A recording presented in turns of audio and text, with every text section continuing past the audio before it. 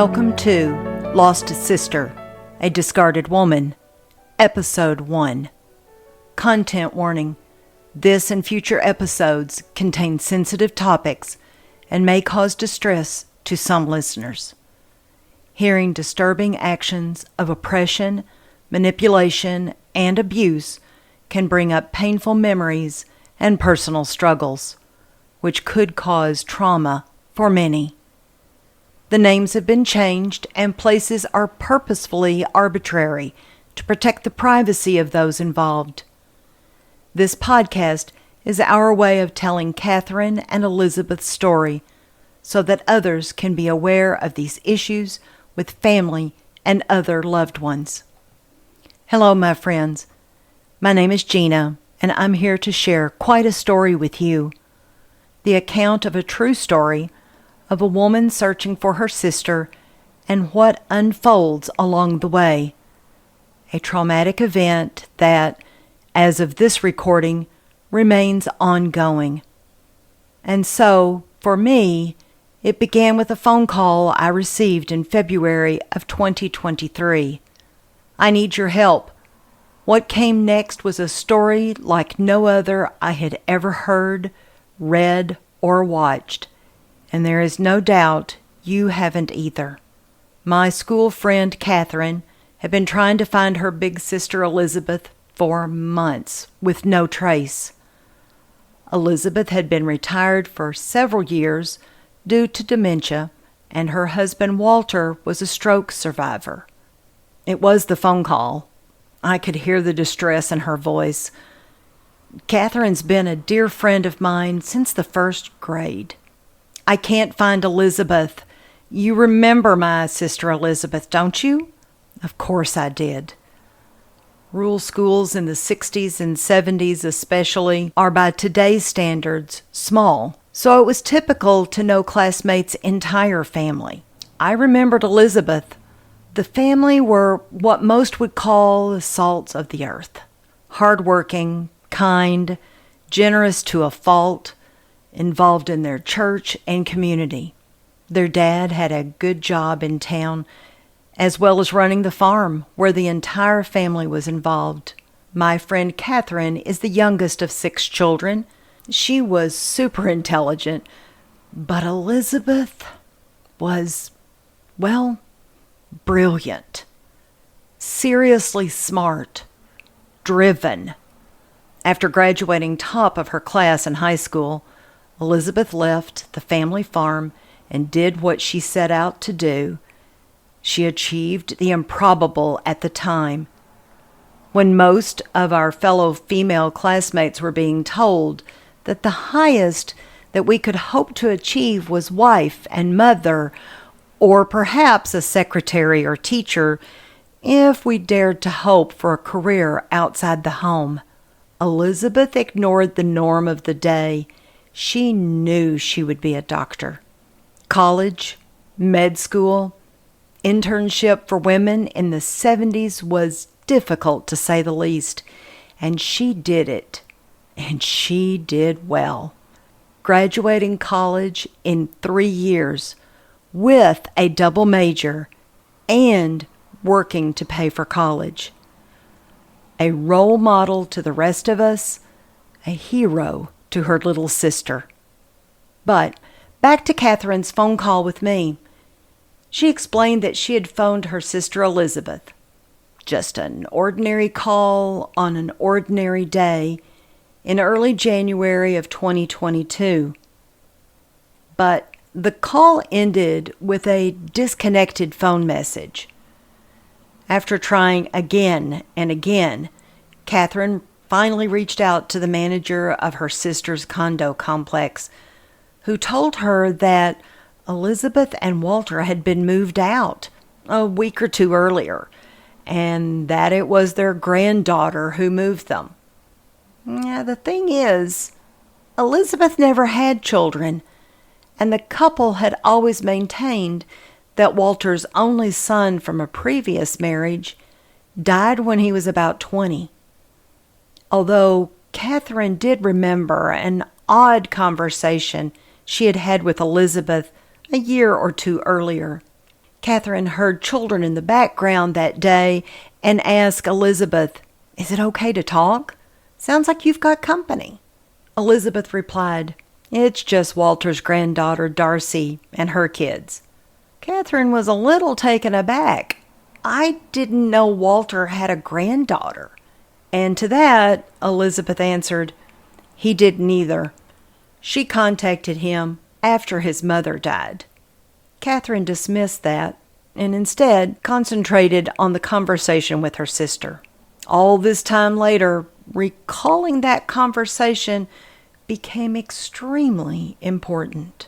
After discussing the news of the disconnected phone with other family members and learning that no one else had had contact with the couple recently, nor did any of them know about the granddaughter, Catherine began the search for Elizabeth in earnest, with no forwarding information, and because Walter had always forbidden cell phones, emails, social media accounts of any kind, the only clue was remembering the name Darcy, even though she had no idea of the spelling, the last name, or where in the world she might be located.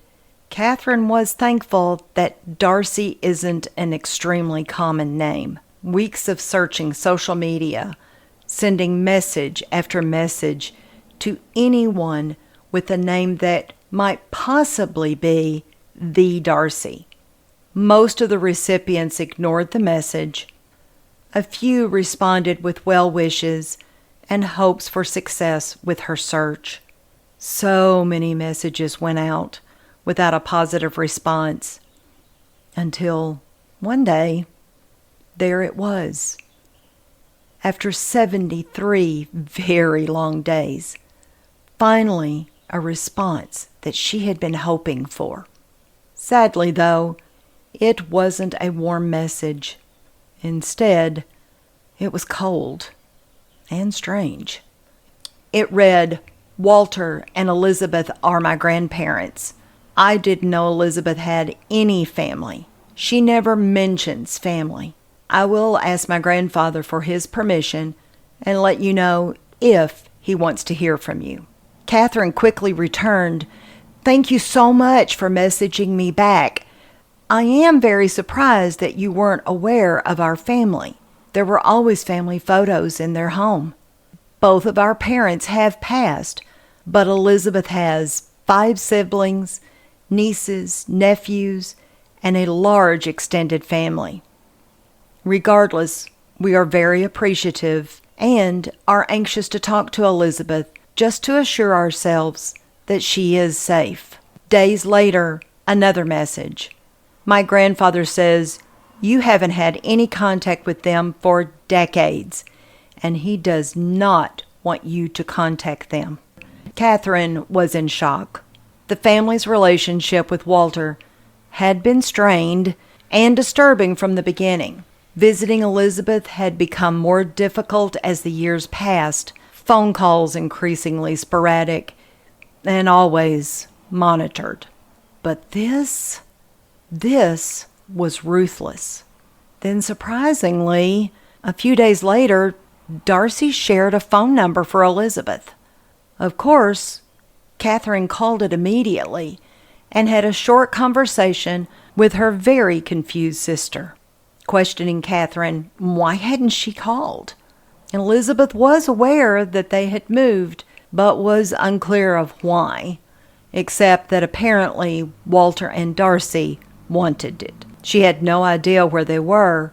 The only thing she was sure of was that she could see a lake from the window. But Elizabeth was safe, and for that Catherine was relieved and thankful.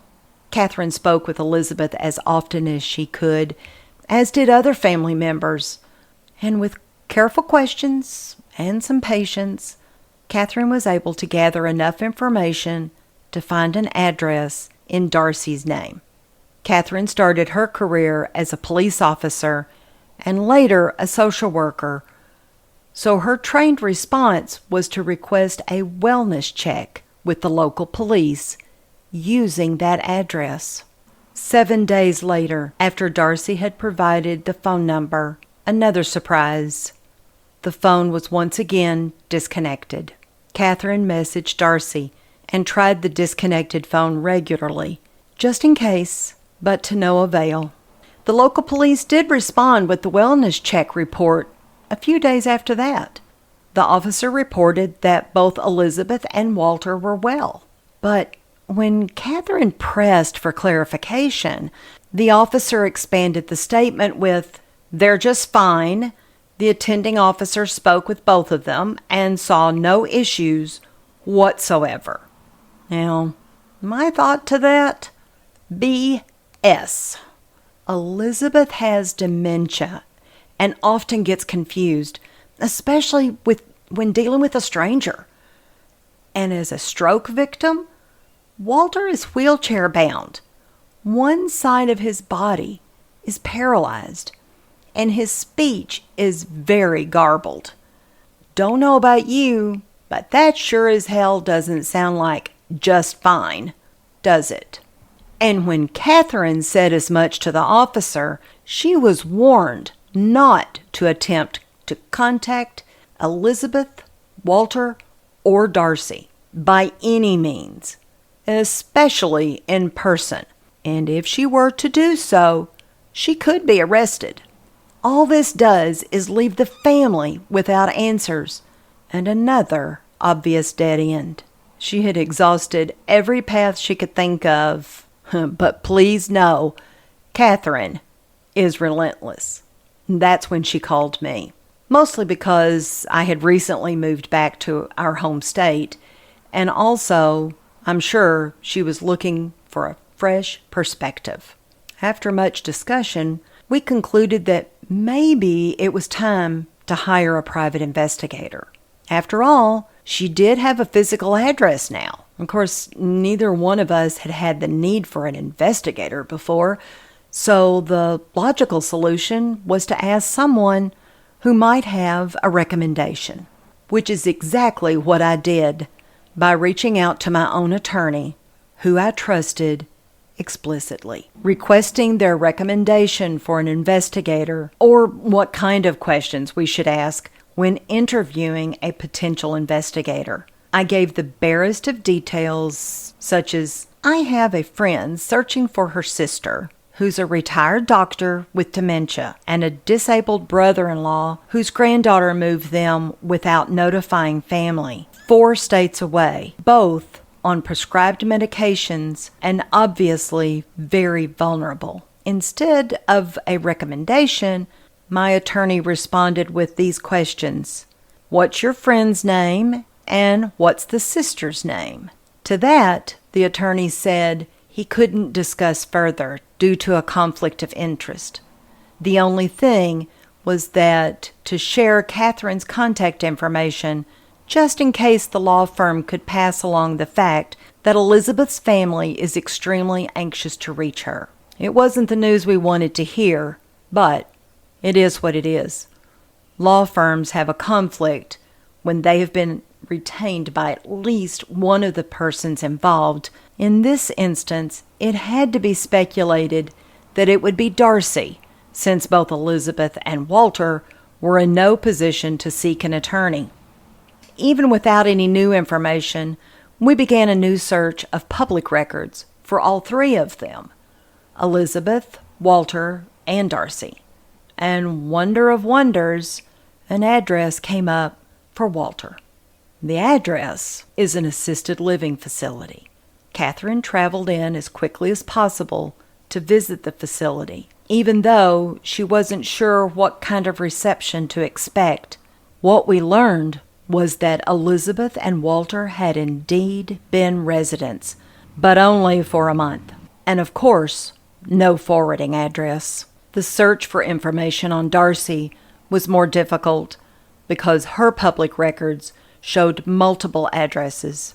The one that appeared to be the most current, which was the address Catherine gave the police and where they said they performed the wellness check. Well, that property is now an empty house with a realtor sign in the yard. So close, but still months behind them. The constant question in the back of my mind is why? Why were Elizabeth and Walter moved across 4 states without a word to family or neighbors? Why no forwarding address? Why was the last phone disconnected again and without warning? Why the secrecy? Why was there an attorney involved around Elizabeth in the first place, especially since Elizabeth and Walter have been individuals with diminished capacity for years? Why so many addresses for Darcy, especially since the last house on record is now empty and for sale? And much more importantly, where are they now? Even though Elizabeth retired several years ago, she did spend decades as a physician. Walter always insisted that they live well below their means. No extravagant trips, no elaborate houses, no fancy cars, and there were no children. Are you, like me, wondering how much money is there? Could this be the why? You and I both know that answer. Of course it could. And so, 1 year and 24 days after the last phone was disconnected, Elizabeth's location was finally shared with the family. And little did any of us know that the nightmare had only just begun. The terms elder abuse, elder neglect, and elder fraud are relatively new. In general, elder abuse is a term referring to any knowing, intentional, or neglectful act by a caregiver or any person that causes harm or a serious risk of harm to a vulnerable person. Legislators in all 50 states have passed some form of elder abuse prevention laws. A good place to start for more information is the website justice.gov/elderjustice. If you suspect elder abuse, there is help. The National Elder Fraud Hotline is 1-833-FRAUD-11. That's 833-372-8311. Join us next time on Lost Sister, a Discarded Woman. Thank you for listening.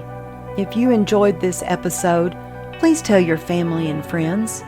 Our hope is by sharing Elizabeth and Catherine's story that it might help others to avoid the same happening to them or someone they love.